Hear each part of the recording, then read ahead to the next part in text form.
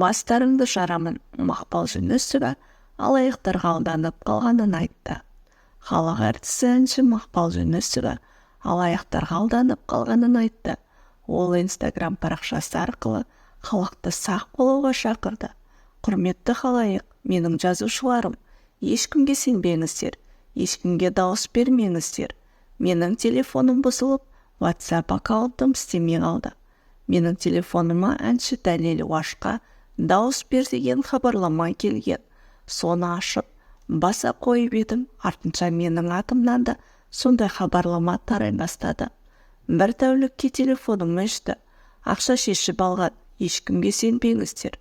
Мен дауыс сұрайтындай конкурсқа қатысып жатқан жас әнші емеспін. Сұрау керек болса, Инстаграм арқылы өзім айтамын. Осыдан алаяқтарды тапсам аямаймын. Басын жарамын. Бассыздық қой, жалған хабарлама келсе, ашып оқымаңыздар деп жазды халық әртісі.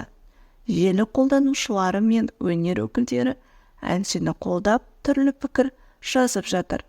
Алаяқ ашқан ортақ чатта тіркеп қойғандарына әншілер де бар екен.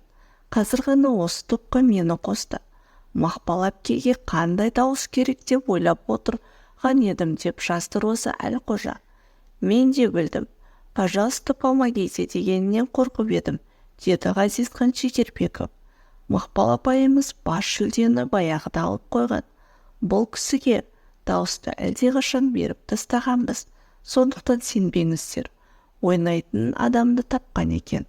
Ұстап алсаңыз аямаңыз деп жазды көпшілік.